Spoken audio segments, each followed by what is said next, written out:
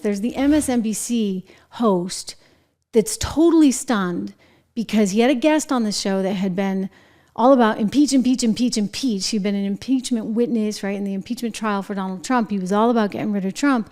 And now all of a sudden he's like, whoa, this is Ambassador Gordon Sondland. I want to show you this because look at the MSNBC host reaction. He's kind of shocked, right? Like he can't believe that he's got somebody on his show that actually wanted to impeach Trump, who's now saying completely the opposite. And why is he saying the opposite? Because the Biden-Harris team is completely out of control, and that's scary, and that's not where we should be.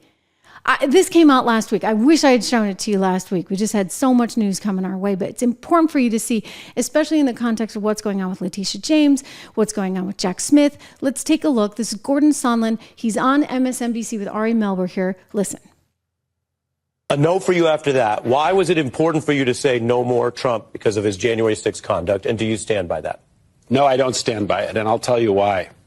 I've now lived 4 years under the Biden-Harris policies, and I have to say that those policies are not only becoming an existential threat to our country's way of life, but to our allies as well. So when you and Ambassador, this is I'll let you finish, but this is so striking. You said it was a no for me after that, after January 6th. I did. And here we are right now. I did. And you're saying it's a yes for you. It is a yes for me. It is an absolute yes for me. That is how badly the Biden-Harris team have prosecuted their job. But the whole point you seem to be making was that January 6th and that kind of attack on democracy is bigger than any policy. But I am seeing so many attacks on democracy that eclipse January 6th. So I want to ask Sarah, if you want to ask me what those are, I'm happy. In other words, he's seen so many attacks on democracy, and they're there. By the way, subscribe, share, like, make a comment, all that stuff. By the way, we're live, so I'm going to get to your comments momentarily. Careful what you write, because I can see it all in real time. Anyway, that's the ambassador saying, you know what? Like, it's gotten that bad. This has eclipsed anything that I would have ever anticipated. It is that bad. They are trying so desperately to just strangle anyone who is opposing them. And they're doing this all in the name of what's the truth?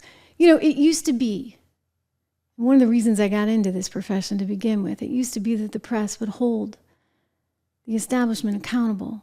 You would hold politicians accountable. You would hold businesses accountable.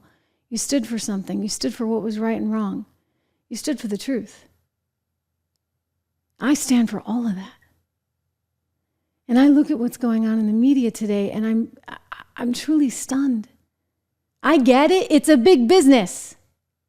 But business, the media business that is, has gotten so in bed with the Democrat Party that it's becoming increasingly scary and dangerous. And you got Clinton out again over the weekend saying, you know, we need to do something because we can't have them controlling the message, anybody else controlling the message. She's already talked about putting in place criminal penalties for individuals that are speaking misinformation, disinformation. I'm like, what the heck? Are we Russia? Are we North Korea? I know that sounds extreme, but for goodness sakes, when we start saying you can't speak your mind, you can't give another opinion, you can't give another side, what have we descended into?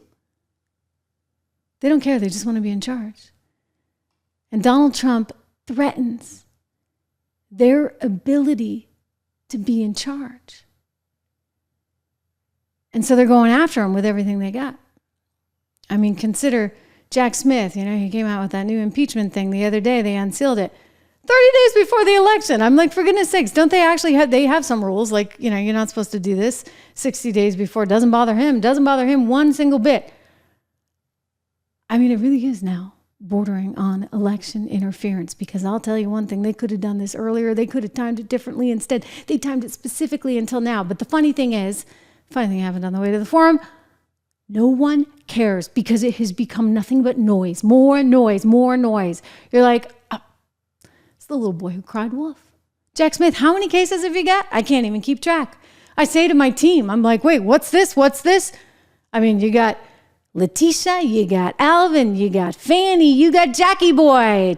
Donald Trump's not happy. He's a deranged person. I call him deranged Jack Smith. He just lost the big documents case. That was the biggest of them all. They said the documents case, and they said that was the toughest of them all. Let me tell you, we just won it, and it was won strongly and completely, and it was a total victory in Florida. And he is a person who is trying, and he works for Kamala, and he works for Joe. This was a weaponization of government, and that's why it was released 30 days before the election. And it's nothing new in there, by the way, nothing new. They rigged the election. I didn't rig the election. They should have never allowed the information to come before the public. But they did that because they want to hurt you with the election. It's pure election interference to get an incompetent... Okay, so there he goes. And he's making this allegation that they had their agenda and that they're trying to interfere with the election process. And you start to wonder after a while, given the time, given the nearly $500 million fine, they're trying to bankrupt him for a private transaction. I'm telling you, that thing's getting thrown out of court. Mark my words. And Letitia, she's going to go the way of Mike Nifong back in North Carolina. Remember the Duke lacrosse case? Very, very different cases, but I spent 6 weeks on the ground covering that, and the similarities are really, really striking. Two politically hungry DAs